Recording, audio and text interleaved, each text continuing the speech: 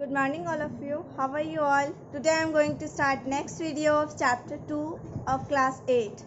तो last class में हम लोगों ने हार्मफुल माइक्रो ऑर्गेनिज्म के बारे में थोड़ा सा पढ़ा था और उसके बारे में हम और पढ़ते हैं. तो क्या है आपका disease causing micro organism in human. Disease causing यानी बीमारियां उत्पन्न करने वाला माइक्रो ऑर्गेनिज्म जो कि जनरली ह्यूमन में होता है. Pathogen enter the body in many ways. ये मैं पहले भी आपको प्रीवियस वीडियो में बता चुकी हूँ. वैसा माइक्रो ऑर्गेनिज्म जो बीमारी कॉज करता है उसको क्या बोलेंगे, पैथोजेंस. तो ये हमारे बॉडी में कैसे आएगा, अलग अलग तरीके से. Through the air we breathe, यानी वैसा हवा से जिससे हम सांस ले रहे हो.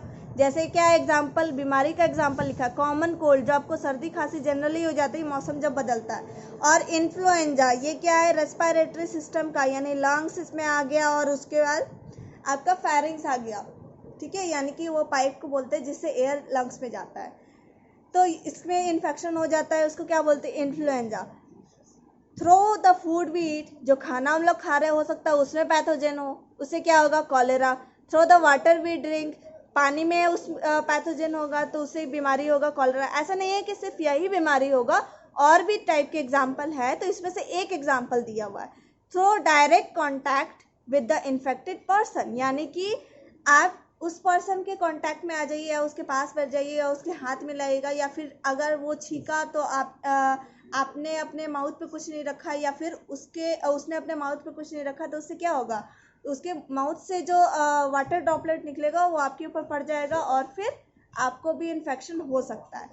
ठीक है, तो इससे क्या क्या बीमारी का एग्जांपल है, measles, chicken pox, small pox, जो बॉडी के ऊपर रेड रेड डॉट हो जाता है. तो अलग अलग रीज़न की वजह से इसका अलग अलग नाम भी है. ठीक है, ऐसे जनरल में देखा जाए तो इन सब में एक कॉमन चीज़ क्या होता है, बॉडी के ऊपर रैशेज हो जाते हैं. रैशेज का मतलब ऐसा नहीं ईचिंग वाला नहीं, रेड डॉट हो जाते हैं पूरे बॉडी के ऊपर. ठीक है, इसका एक और एग्जांपल अभी का हाल फिलहाल का पता ही होगा, वायरसेस इसमें आ जाते हैं. ठीक है, तो कैरियर्स का मतलब इस इन्फेक्शन यानी कि पैथोजन को कैरी करने वाला, यानी कि ऐसा चीज़ जो इसको कैरी कर रहा है. कैरी कैसे कर रहा है, जैसे आप देख लो, मॉस्किटोस क्या कैरी करते हैं, पैथोजन को कैरी करते हैं जिससे आपको मलेरिया हो जाता है. मच्छर, आपने सुना होगा मच्छर के काटने से. ऐसा नहीं है कि सारे मच्छर के काटने से होता है. तो ऐसे इंसेक्ट जिसमें ये पैथोजन प्रेजेंट होता है उसको क्या बोलते हैं, कैरियर्स. तो ये क्या होते हैं, जनरली इंसेक्ट होते हैं, जैसे हाउस फ्लाइज मक्खी, मॉस्किटोज मच्छर हो गया, या फिर एनिमल्स रैट हो गया, ये भी बीमारी फैलाते हैं. फॉर एग्जांपल मलेरिया, ये कौन से, फीमेल एनोफिलिस मॉस्किटो. ये आपका याद करने वाला ही चीज़ है, भूलने वाला नहीं है, आगे के क्लासेस में आएगा बार बार.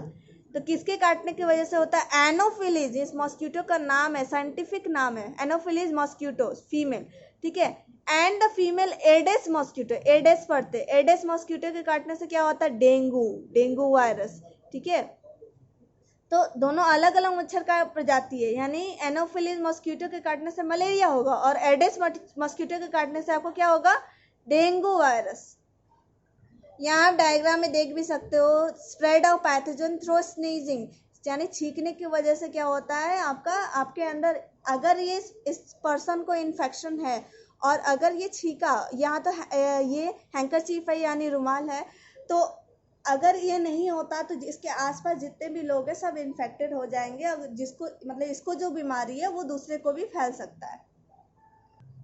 नेक्स्ट है आपका कैरियर, यानी ए लिविंग ऑर्गेनिज्म, एक जिंदा जीव, विच हार्बर्स ए पर्टिकुलर पैथोजन, जो रहने का जगह देता है उसको पैथोजन को अपने अंदर, विदाउट इल इफेक्ट, यानी खुद नहीं बीमार पड़ता. यानी मच्छर के अंदर मलेरिया का पैथोजन है तो इसका मतलब ये नहीं है कि मच्छर को मलेरिया है, वो दूसरे को मलेरिया कॉज करेगा. ठीक है, and can transmit the microbe to others is known as carrier, यानी कि वो बीमारी दूसरे को फैलाता है, उसको खुद को नहीं होता, उसको क्या बोलते हैं, कैरियर. स्प्रेड यानी ट्रांसमिशन यानी फैलाव, थ्रो एयर यानी हवा से अगर फैलता है, take place in the case of common cold. अगर आपके क्लास में कोई एक ऐसा बच्चा बैठा हुआ है जिसको कॉमन कोल्ड हो और वो प्रॉपर हाइजीन मेंटेन नहीं कर रहा है, यानी कि वो, तो क्या होगा, आपके अगर एक क्लास में आपके बच्चा है जो बैठा हुआ है और उसको कॉमन कोल्ड है, अगर वो प्रॉपर हाइजीन मेंटेन नहीं करता तो आप दूसरे बच्चों को भी कुछ दिन के बाद हो जाता है जनरली, अगर आपने ये नोटिस किया होगा तो. ठीक है। When a person suffering from common cold sneezes, या स्नीज मतलब छींकना, यानी कि अगर किसी पर्सन को कॉमन कोल्ड है, सर्दी खांसी है, तो क्या होगा, ऑब्वियस सी बात है उसको छींक आएगी। और कफ यानी खांसी होगा। Fine droplet of moisture carrying the microbes, fine droplet यानी छोटा छोटा बूंद पानी का, मॉइस्चर वही नमी वाला, कैरिंग द माइक्रोब उसके अंदर क्या होगा, माइक्रोब्स हो गए यानी पैथोजन हो गए, which is a virus in this case, यानी कि इस केस में वायरस होता है। ये पैथोजन क्या है, पैथोजन कुछ भी हो सकता है, बैक्टीरिया हो सकता है, वायरस हो सकता है, ठीक है। तो इस केस में क्या है, वायरस, किस केस में, कॉमन कोल्ड, ठीक है। And spread in the air, और ये हवा में फैल जाता है। दिस वायरस में enter the body of a healthy person, ये वायरस क्या होगा, किसी हेल्दी पर्सन के बॉडी में चला जाएगा, जिसके ऊपर ये ड्रॉपलेट पड़ा होगा। थ्रू द ब्रीदिंग प्रोसेस, सांस लेने के प्रोसेस में क्या होगा, अंदर चला जाएगा, तो उसके क्या होगा, उसको भी बीमारी फैल जाएगा। What can be done to prevent the spread of pathogen, हम लोग क्या कर सकते हैं कि पैथोजन नहीं फैले। ऑलवेज कीप ए हैंडकरचीफ और a piece of cloth close to your nose और माउथ वाइल स्नीजिंग और कॉफिंग, हमेशा आप अपने रुमाल रखिए जब खांसी या फिर जब छींकिए, और आजकल के में तो बहुत इंपॉर्टेंट हो गया है कि आप मास्क भी लगाइए। नेक्स्ट क्या है, some common human diseases caused by microorganism, कुछ इंसान की बीमारी है जो माइक्रो ऑर्गेनिज्म की वजह से होती है। क्या, पहला है कॉलेरा, बैक्टीरिया, ये देखो ऊपर लिखा है बैक्टीरिया, यानी ऐसी डिजीज जो बैक्टीरिया की वजह से हो रहा है। कॉलेरा हो गया, किसके थ्रू फैलेगा, वाटर और फूड, यानी खराब खाना या खराब पानी। खराब का मतलब ये कि इस पानी में क्या, कॉलेरा का पैथोजन मिला हुआ है, ठीक है।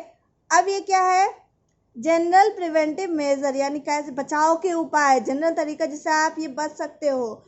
ये दोनों एक ही कंडीशन में आता है, ठीक है। टाइफॉइड एयर के थ्रू फैलता है ये, तो इन दोनों का एक ही दिया हुआ है, देख रहे हो, ये दो है लेकिन इसका प्रिवेंशन एक ही है। ड्रिंक बॉइल्ड वाटर, यानी उबला हुआ पानी, पानी उबाल के पीने से क्या होता है, इसमें जो जर्म्स होते हैं वो मर जाते हैं। ईट प्रॉपर्ली कुक्ड फूड, रीज़न वही है, आप अच्छे तरीके से खाना पकाओगे तो क्या होगा, गर्मी से वो मर जाएगा। मेंटेन गुड सैनिटाइजेशन, यानी कि आप प्रॉपर हाइजीन यानी स्वच्छता मेंटेन करके रखोगे।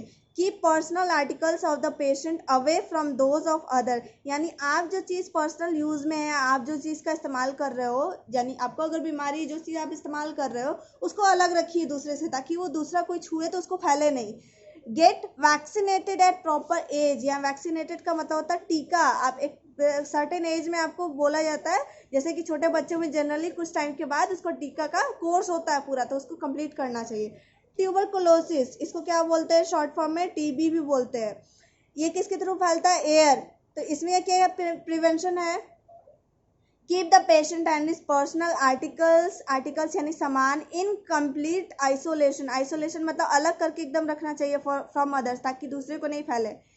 Administration BCG vaccine, BCG vaccine इस टीका का नाम है जो टीबी के लिए दिया जाता है, ठीक है। तो वैक्सीन कब दिया जाता है, पहले ही जनरली दे दिया जाता है टीबी के लिए, ताकि उसको ना हो, या फिर बाद में भी दे सकते हैं, कोई बात नहीं।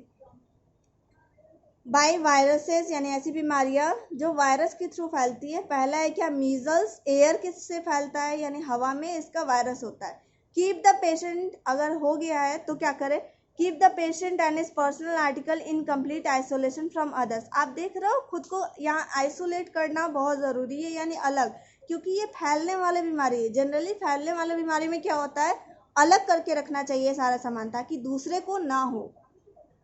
नेक्स्ट क्या है आपका, देखिए गेट वैक्सीनेटेड, यानी कि टीका लीजिए, किसका भी पढ़ रहे थे, मीजल्स का। नेक्स्ट है आपका दूसरा बीमारी जो वायरस के थ्रू होता है, chicken pox, polio, hepatitis B, ठीक है।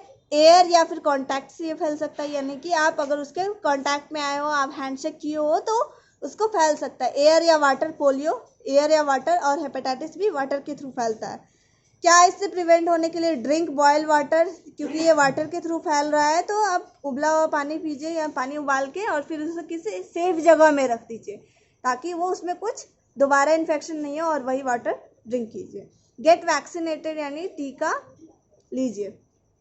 नेक्स्ट है प्रोटोजोआ, प्रोटोजोआ एक अलग कैटेगरी आता है माइक्रो ऑर्गेनिज्म का, बैक्टीरिया, वायरस एंड प्रोटोजोआ, ठीक है। मलेरिया, ये भी क्या, ये क्या है, माइक्रो ऑर्गेनिज्म है, ये भी एक सेल का ही बना हुआ है, मलेरिया जिसमें आता है, ठीक है। मलेरिया इस प्रोटोजोआ की वजह से होता है, किसके से फैलेगा, मॉस्किटो से, अब क्या है, do not allow to collect in the surrounding so as to prevent breeding of mosquito. Breed यानी अंडा देना, ठीक है। तो आप अपने आसपास पानी जमा नहीं होने दीजिए ताकि मच्छर उसमें अंडा नहीं दे सके, क्योंकि मच्छर कहाँ अंडा देता है, पानी में। Spray kerosene on the surface of water. Spray यानी छिड़काव करना, पानी के ऊपर केरोसिन यानी कि मिट्टी तेल का छिड़काव कीजिए। इससे क्या होगा, this kills larva of mosquito. Larva के अंडा से जो छोटा छोटा कीड़ा निकलता है उसको क्या बोलते हैं, लार्वा। ये क्या होगा, इससे मॉस्किटो का जो लार्वा है वो मर जाएगा। By blocking oxygen. आप ही सोचो, अगर आपको नहीं ऑक्सीजन मिलेगा तो आप भी मर जाओगे, तो ये क्या होगा, अगर इसको ऑक्सीजन नहीं मिलेगा तो ये भी मर जाएगा। यूज़ मॉस्किटो नेट यानी मच्छरदानी का यूज़ कीजिए। And repellents. रिपेलेंट्स क्या होता है, मॉस्किटो रिपेलेंट्स जो आजकल मार्केट में मिलता है, क्रीम होता है, जो लोशन होता है, जो बॉडी पे लगा लो तो मच्छर आपके पास नहीं आएगा। तो फिलहाल के लिए इतना ही, आपको सब ध्यान में रखना है, बाकी का नेक्स्ट क्लास में होगा।